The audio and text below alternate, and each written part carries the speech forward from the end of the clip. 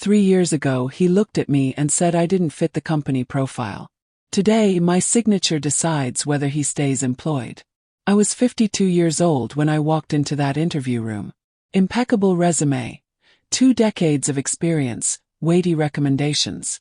But he barely glanced at my document. His eyes scanned my skin, my hair, my last name, and something changed in his face. An overly polite smile.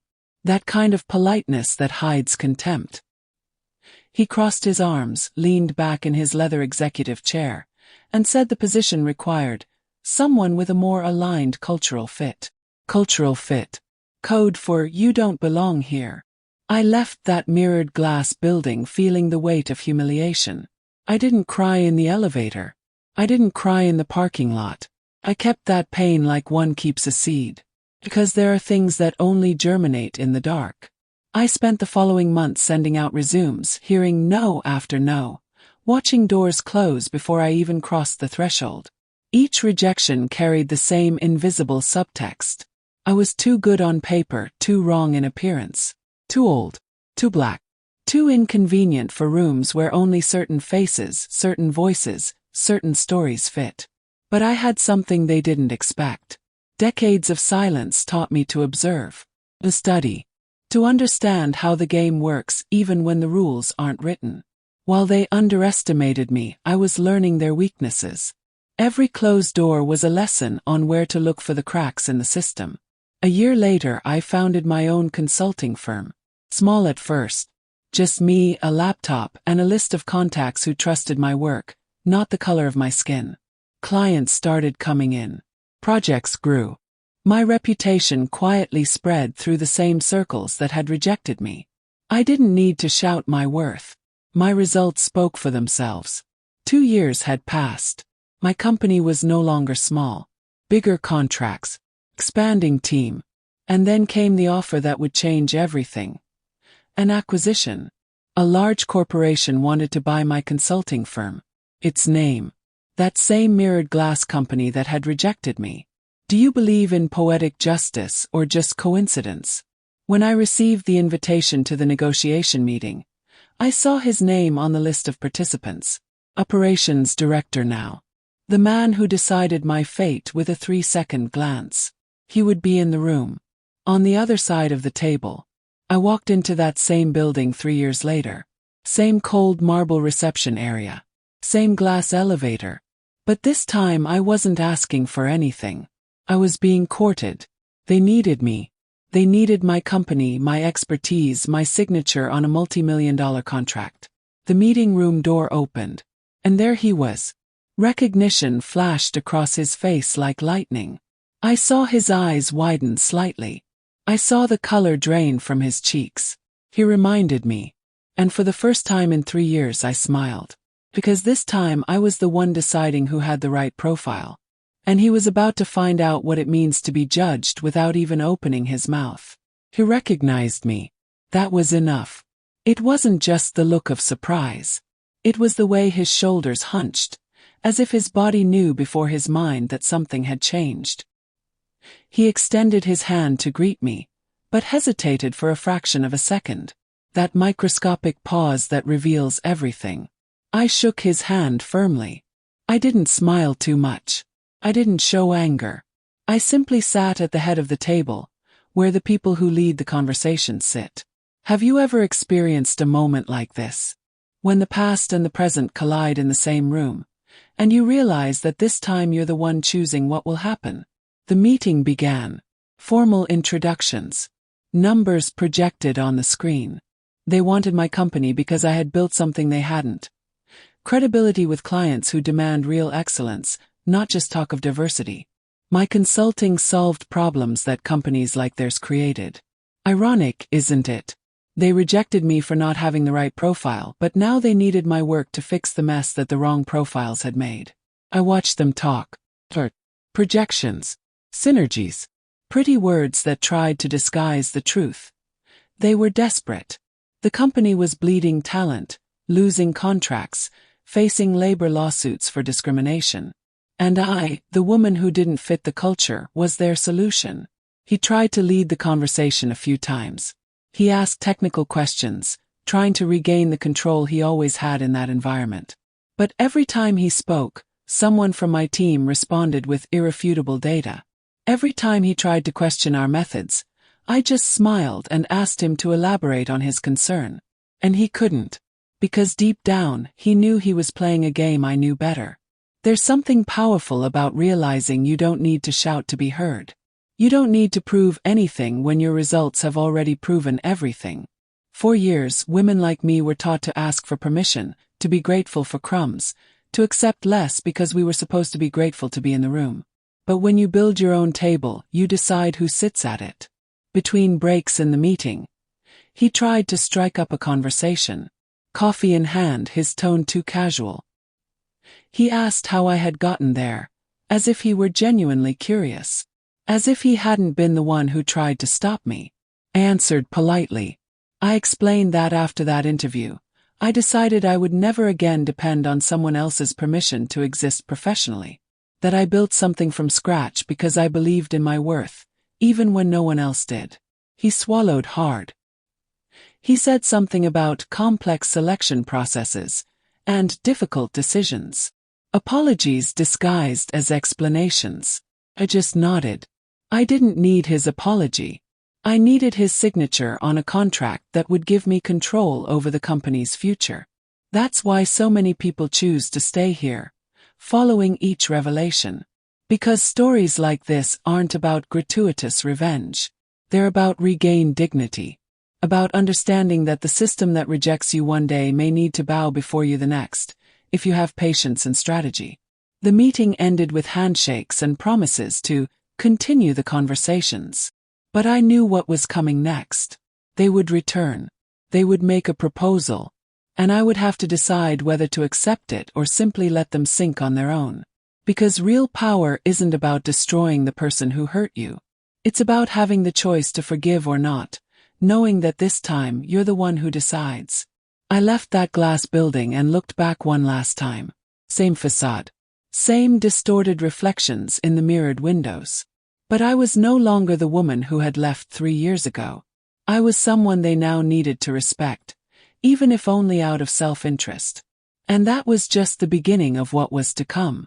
In the days that followed, I couldn't stop thinking about that moment. Not because of the satisfaction of seeing him uncomfortable, but because I realized something that scared me. I still carried the pain of that rejection like a stone in my pocket. 3 years later, built up, successful, powerful. And yet, part of me wanted him to feel even a fraction of what I felt that day. This made me question who I really was. I went back to the office and delved into the details of the acquisition proposal. My team was excited. It was an opportunity for exponential growth. Resources. Everything a startup could want. But I knew that accepting meant more than signing papers. It meant working with him. Reporting to the same structure that had dismissed me. Donning the invisible uniform of a culture that was never meant for me. My business partner, Marina, a white woman in her 40s who understood privilege better than most, asked me what I was feeling. Not what I was thinking strategically. What I was feeling. I told the truth. Anger. Satisfaction. Fear that accepting would validate the system that hurt me. Fear that refusing would let pride hinder my team's future. She fell silent. Then she said something that stayed with me. You don't have to choose between being strong and being human. You can be both. So I started investigating. Not just the company's numbers, but the real culture behind the corporate facade. I spoke with former employees. I read anonymous reviews. I discovered patterns that made me nauseous. Black women hired to fill quotas, but never promoted. Latino employees pushed into less visible areas. Asians stereotyped in technical roles. And when someone complained, they were labeled as problematic. He was no exception. He was the perfect product of that machine. One of the women I spoke to, Clarice, had been an executive assistant there for 7 years. She told me that she once heard him say in a closed meeting that diversity was important on paper, but in practice it complicated team dynamics. As if our existence were a logistical problem. As if belonging were a matter of convenience. Clarice left there exhausted. Not from the work. From the daily struggle to prove that she deserved to be there. I heard story after story. And each one was a mirror of my own. Women who swallowed their words. Men who pretended not to hear racist jokes disguised as humor. People who worked twice as hard to receive half the recognition. People who left not because they failed, but because surviving in that environment cost them pieces of their soul. And then I understood. This wasn't about him. Never was. It was about an entire system built to function exactly like that. He was just a well-oiled cog in a machine designed to grind people like me. And if I wanted to truly change anything, it wasn't enough to humiliate him in a meeting room. I needed to take the machine apart from the inside. I returned to the negotiating table with a counter-proposal, not just selling my company. Restructuring it as an autonomous division with veto power over hiring and promotions. Complete audit of salary equity. Mandatory mentoring programs led by people who truly understood the weight of walking into a room as the only woman. And a specific clause. Any executive with a proven history of discrimination would be removed during the transition. They laughed. They thought it was a bluff. I left the proposal on the table and walked out.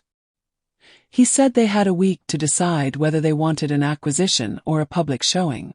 'Cause I had contacts, journalists, labor lawyers, former employees willing to talk, and a story the internet would love to amplify. Silence. 2 days later I received the call. They wanted to renegotiate. But what they didn't know yet was that I had already started talking to their biggest competitors. And that my next move no longer depended on them accepting my terms. It depended solely on me deciding how much damage I was willing to cause before moving forward. Because real power isn't about being in the room. It's about deciding whether the room still deserves to exist. The week that followed was strange. Not because of the tension of waiting, but because of the clarity it brought. I realized that for 3 years, I had built my company like a fortress. Each client won was proof. Each contract closed, a defense against the voice in my head that repeated his words. You don't have the right profile. But fortresses are built by those who are afraid. And I was tired of living with fear disguised as strength. I sat down with my team one Thursday afternoon. Not in a formal meeting room, but in the break room where we always had coffee and talked about life. I told them the whole story. Interview. The rejection. The reunion. The proposal I had put on the table. And for the first time, I admitted aloud that I didn't know if I was doing this for the company or for myself. There was a silence. Not an uncomfortable one. Just the kind of pause that happens when people are really listening. Then Rodrigo, my project coordinator, a black man in his 30s who had been fired 3 times before I hired him, said something simple. You gave us the chance that no one else did. Now we'll cover for you so you can do what needs to be done. It is at this point that many feel the urge to support this journey, leaving a silent sign that the message touched them. Because stories like this are not just mine. They belong to everyone who has ever doubted whether they deserved to be in that room. Their response arrived Friday afternoon.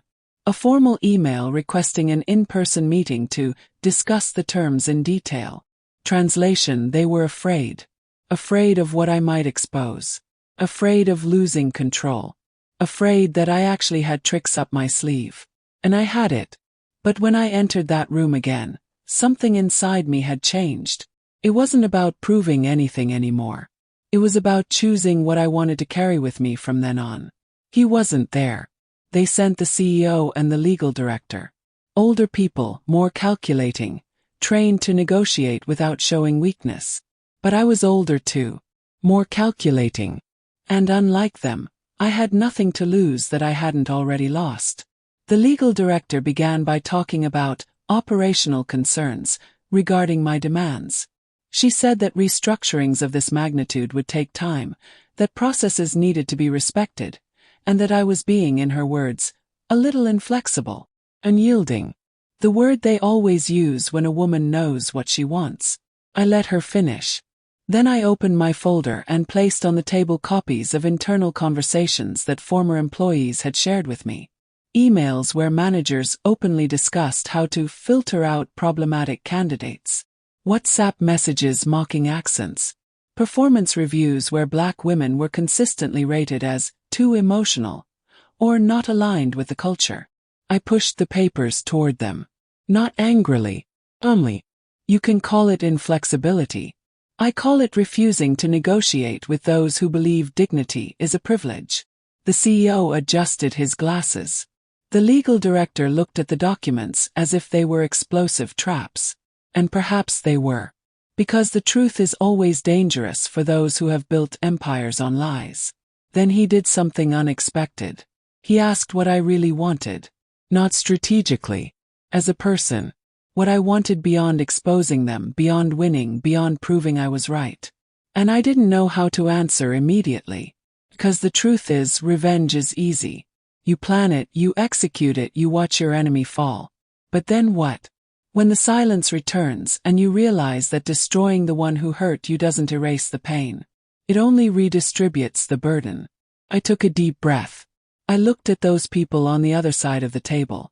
People who probably never had to prove they deserved to exist. People who inherited offices where a place was already guaranteed. And I realized that my anger wasn't just directed at them. It was directed at the system that created them. And systems don't fall through revenge. They fall through sustained change. Then I said the only thing that made sense at that moment. I want you to admit it. Not to me. To every person who left here devastated. Thinking the problem was them. Admit that this company failed. And give me real power to fix it or watch it crumble publicly. The choice is yours. They asked for some time. I gave them 24 hours. And while I waited for their answer, I realized that it no longer mattered what they decided. Because I had already recovered something much greater than a company or a contract. I had recovered the certainty that my worth never depended on their approval. But what happened after that meeting would change everything in ways I could never have predicted. 24 hours is an eternity when you're waiting for someone to decide whether they'll acknowledge your humanity or continue pretending you don't matter. I spent that night awake. Not planning. Not revising arguments. Just looking out the window of my apartment, watching the city lights turn on and off as if none of it mattered. And maybe it didn't matter. To the outside world, I was just another businesswoman negotiating a contract. But for me, it was the closing of a cycle that began the day I learned that my skin was an obstacle even before I opened my mouth. I remembered my mother. She worked for 30 years as a nurse in a hospital where she was never promoted. Always polite, always punctual, always impeccable. And always overlooked. When I asked her why she didn't complain, she said something that stuck with me. Complaining doesn't change the system, daughter. It only marks you as problematic. She was right back then. But something changed between her generation and mine. Not that racism has ended. But now we have tools, networks, amplified voices. And above all, we have the refusal to accept silence as a survival strategy. The reply arrived the following morning. Not by email. He showed up in person at my office. That man who 3 years ago told me I wasn't the right type. He knocked on the door, asked to speak privately, and when we sat down facing each other, I saw something I didn't expect to see. Genuine shame. He began by trying to explain. He said that at the time he was under pressure to fill the position quickly, that there were other internal candidates being considered, that the decision wasn't personal. All the excuses that people like that give when confronted with their own choices. As if context justified cruelty. I let him talk. Because I needed to hear how far he was willing to go to absolve himself. Then he paused. He looked at his own hands. And he said something that surprised me. I know I wasn't the only one. But I was the one who said that to you. And it haunts me. Pursue. The word echoed in the room. I realized then that revenge isn't about making someone pay. It's about making someone see. See what they did. See who they hurt. See that the person on the other side wasn't an obstacle or a cultural adjustment problem, but a whole human being who was reduced to a convenient stereotype. He continued. He said the company was willing to accept my terms. Full audit. Cultural restructuring. Real, not performative equity programs. And that he himself had offered to lead the transition, under my supervision, as a form of reparation. Repair. Another heavy word. Could have said no. I could have demanded his dismissal as part of the deal. Turned him into the public example that every revenge story requires. But I looked at that man, gray hair now, tension lines around his eyes, and saw something beyond the villain I had constructed in my head. I saw someone who probably repeated patterns they learned without questioning. Someone who never stopped to think about the weight of their words because they never had to carry the weight of anyone else's words. Someone who was finally being forced to look in the mirror and not like their reflection. And I realized I had a choice. To punish or to transform. To destroy or to rebuild. Revenge or justice. They're not the same thing, you know? Revenge is personal. It's temporary catharsis. Justice is systemic. It's lasting change. Revenge satisfies the wounded ego. Justice heals the wound itself. I took a deep breath. I said I accepted. But with an extra condition that wasn't in the written agreement. He would have to sit down with each person who left that company because of discrimination and listen. Not to defend himself. Just to listen. To witness the pain that he and people like him caused through years of non-personal decisions. He agreed.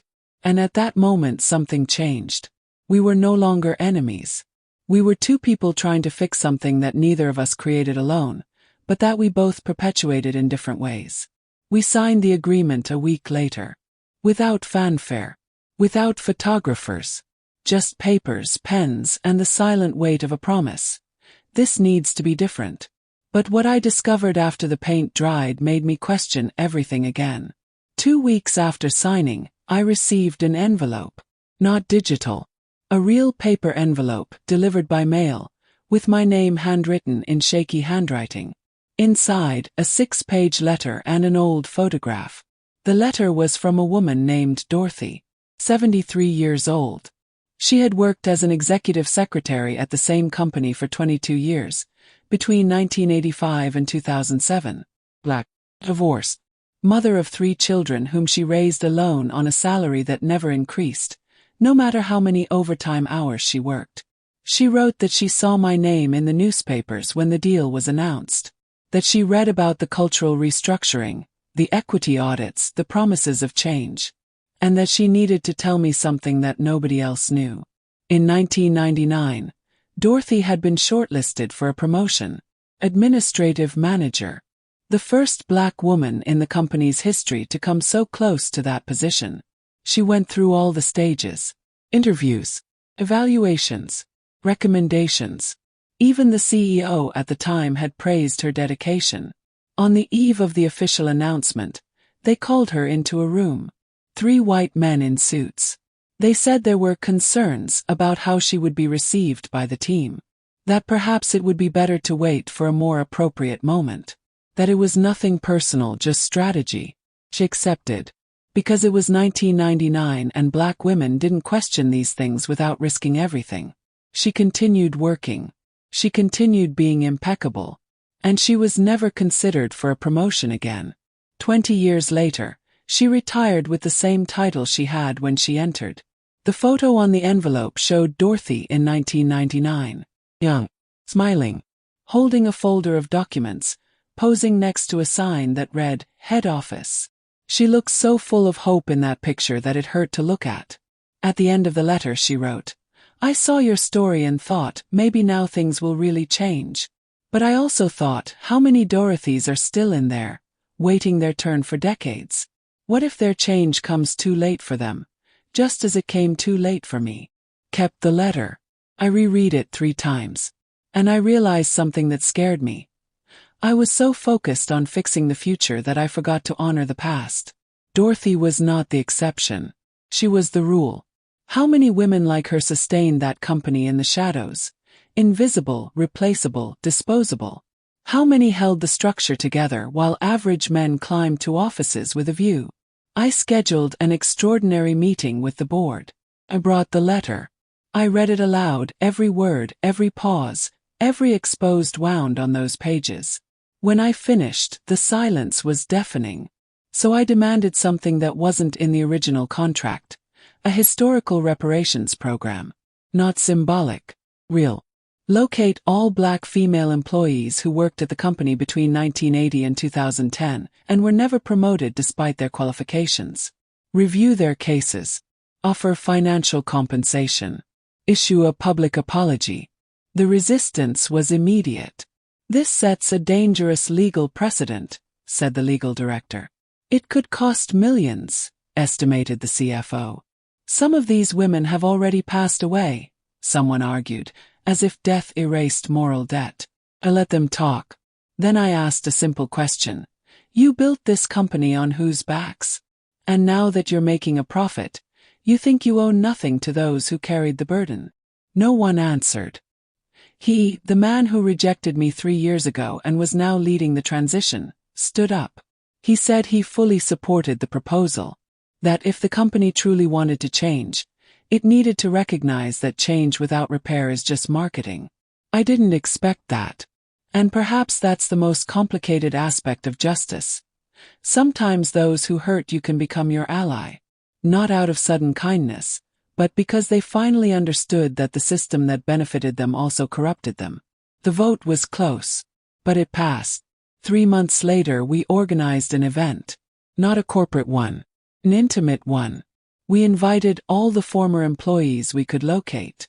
Dorothy was there, sitting in the front row, wearing a light blue dress, her hands clasped in her lap. When the CEO took the stage and apologized, not with empty PR apologies, but with a genuine acknowledgement of institutional failure, I saw tears streaming down Dorothy's face. Then she came to talk to me. She held my hands. She said she never imagined she would live to see that day, that she had lost hope that anyone would care. And I realized something devastating. My personal victory only made sense if it paved the way for the Dorothys who came before and those who would come after. Otherwise, I was just another exception proving the rule. But that night when I got home and looked in the mirror, I saw something different. I was no longer the rejected woman from 3 years ago, nor the successful businesswoman who forced a settlement. I was someone who had learned that justice isn't about winning. It's about ensuring that the next person doesn't have to fight the same battle. But the cost of that lesson was yet to come. 6 months after the event with Dorothy and the other former employees, I began to notice cracks. Not in the structure of the agreement, in the people. The resistance was silent but real. Managers who had publicly agreed to the changes began to discreetly sabotage them. Diverse hires were made, but people were allocated to secondary projects. Promised promotions took months longer than usual. Important meetings were held at times convenient only for a select few. Microaggressions. Always microaggressions. My team started reporting. Comments about political hiring. Jokes about quotas, disguised as concern for meritocracy. The kind of thing that never appears in emails, always said in hallways, always with select witnesses. And he, the man who was supposedly leading the transition, began to miss meetings. Always with reasonable excuses. Trip. Emergencies. Unavoidable commitments. But the pattern was clear. When difficult decisions needed to be made, he wasn't there. I confronted him one Thursday afternoon. No appointment. I went into his office and closed the door. You're avoiding it, I said. Not as a question but as an observation. He looked at the computer screen. Then at his hands. Finally at me. And he admitted something I already suspected. It's harder than I imagined. Changing culture isn't about signing documents. It's about confronting people you've known for 20 years. It's about being called a traitor at the executive lunch. It's about losing friendships. Friendships. As if social comfort were worth more than justice. I answered slowly, choosing each word carefully. I lost more than friendships when I was rejected. I lost confidence. I lost years. I lost pieces of myself trying to prove that I deserved to be in places where my presence was treated as a favor. And you're telling me to give up because it's socially inconvenient. He didn't answer. He just looked away. I left that room knowing I needed a different strategy. Because change doesn't happen by waiting for the person who caused the problem to become the hero of the solution.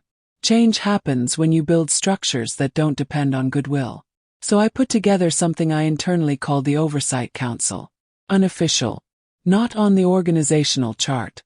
Just a diverse group of employees. Black, Latino, Asian, LGBTQIA+, people with disabilities, who met bi-weekly to map resistance, document incidents, and propose interventions. We didn't ask for permission. We just started acting. When a manager systematically assigned Black people to low-visibility projects, we reassigned them with impeccable technical justification. When promotions were delayed without clear reason, we escalated the issue to the board of directors with comparative data. When jokes were made, we documented them, created dossiers, and built irrefutable standards. It wasn't war. It was chess. And slowly, very slowly, the culture began to truly change. Not because people became better overnight, but because the cost of perpetuating discrimination became greater than the comfort of maintaining the status quo. But this created another problem. I was called radical, an extremist, someone who was going too far.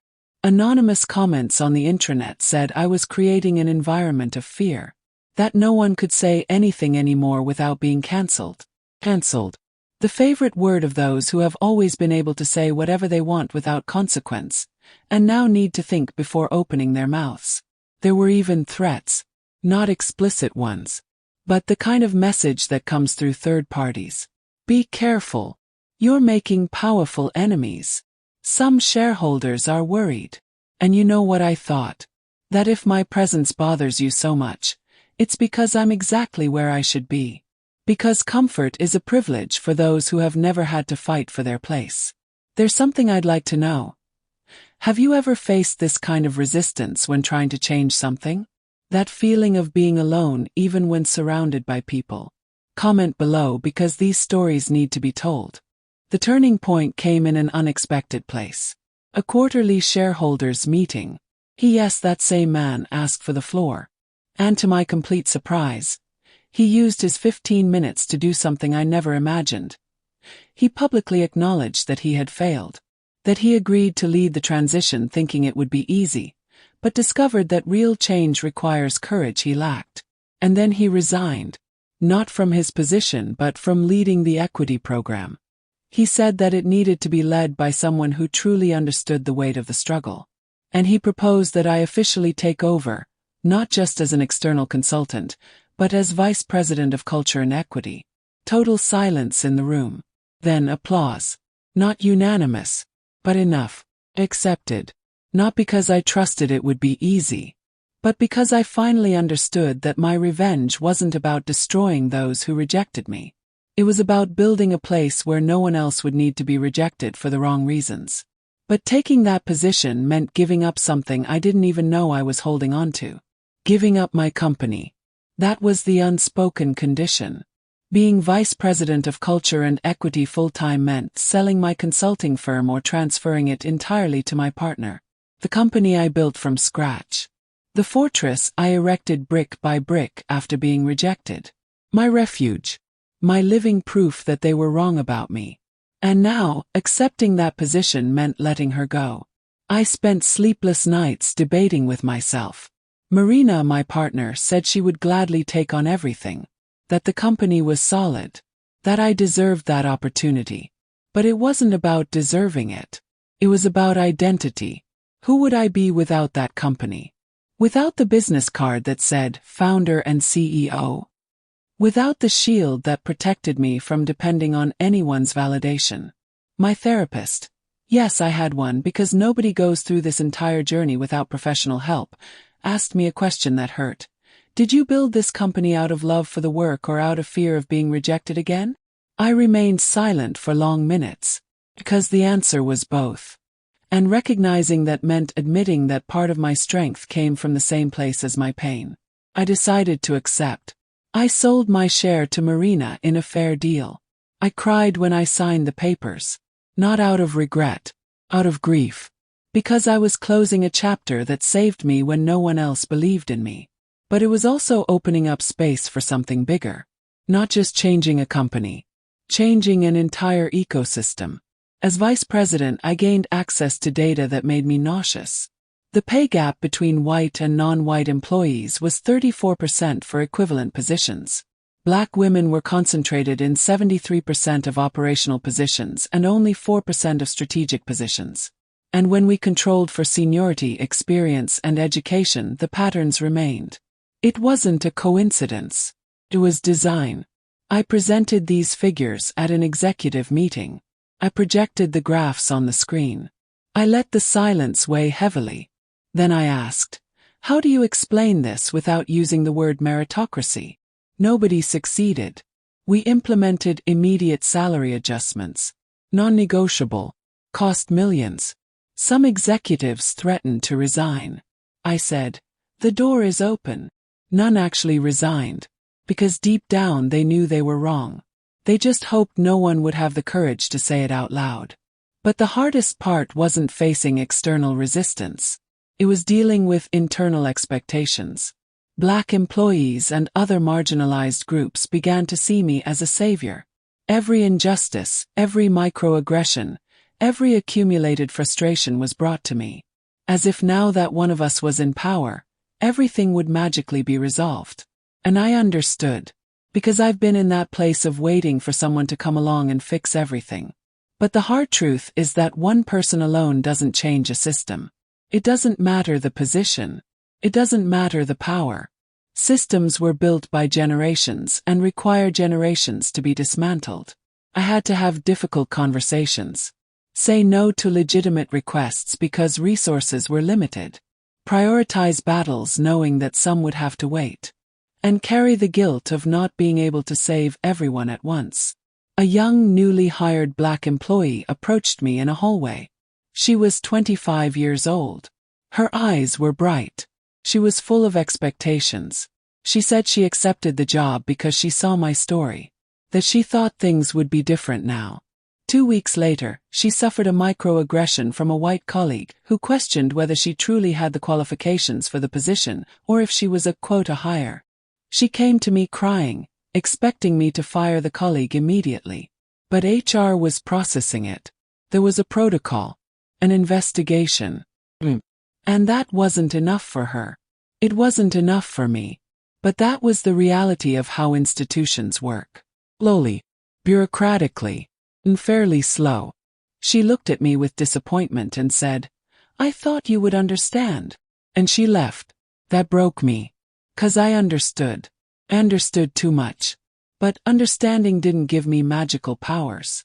It only gave me the painful awareness that real change is slow, expensive, and insufficient for those who are bleeding now. 6 months after taking office, I looked in the mirror and didn't fully recognize myself. I had new wrinkles, grayer hair, permanent dark circles under my eyes. The weight of carrying the expectations of hundreds of people while navigating the resistance of hundreds of others. And I found myself wondering, was it worth it? To trade my entrepreneurial freedom for a job that consumes me? To trade my refuge for a daily battlefield? Then I received a message. From a young intern. She was 19 years old. The first in her family to attend university. Black. From the periphery. Full of dreams and traumas. She said, I just wanted to thank you for existing here. 'Cause every time I see you at this company I think that maybe I can too. That maybe it's not crazy to dream. And I realized that was it. Not about fixing everything. About paving the way. About being the door that was closed to me. But the cost of this was far from over. A year and a half after taking over as vice president, something unexpected happened. The company was nominated for a national award for innovation in corporate diversity. Great visibility. National media coverage. Spotlight on the stage. We received the news at a board meeting. Applause. Mail. Celebrations. But I felt something strange in my stomach. Not pride. Discomfort. Because I knew the truth behind those nice numbers we were going to present. Yes, we had increased diverse hiring by 40%. Yes, we corrected salary disparities. Yes, we implemented structured programs. But I also knew how many people were still leaving exhausted. How many were running up against invisible glass ceilings. How many were still swallowing daily microaggressions because reporting meant being stigmatized. Real change isn't something that can be captured in an award. There's no gala ceremony. There's no trophy. The night before the event, Dorothy called me. Yes, that same Dorothy from the letter.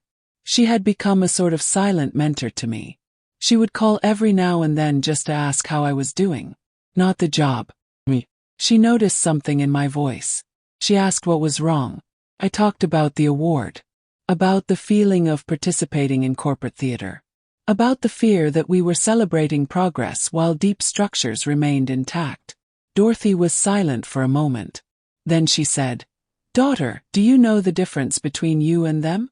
You're afraid of deceiving people. They never had that fear because they never cared about deceiving." He paused. He took a deep breath. "Accept the award. Not for them. For every black girl who will see your picture in the newspaper and think that maybe it's possible. Because representation matters, even when it's imperfect." I went to the event. I went up on stage. I received the heavy glass trophy. Thanked everyone. I smiled for the cameras. And when it was my turn to speak, I deviated from my prepared speech. I said that award wasn't mine. It belonged to Dorothy and all the women who carried companies on their backs without recognition. It belonged to the people who still fight daily against systems that prefer performative diversity to structural change. It was a reminder that progress is not a destination. It's a journey. And journeys don't end with a trophy. The silence in the auditorium was uncomfortable. It wasn't the speech that was expected. It wasn't pure celebration. It was raw honesty. Later, backstage, an executive from another company approached me. In her 50s. Tired eyes. She said, "Thank you for saying that. My company is putting on a show too. Nice numbers. Zero real change." And I didn't know how to say it without sounding ungrateful. We exchanged contact information. We started talking. And I discovered I wasn't alone.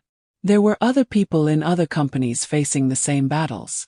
Trying to change systems from within while the systems tried to tame them. We formed an informal network. No official name. No corporate structure.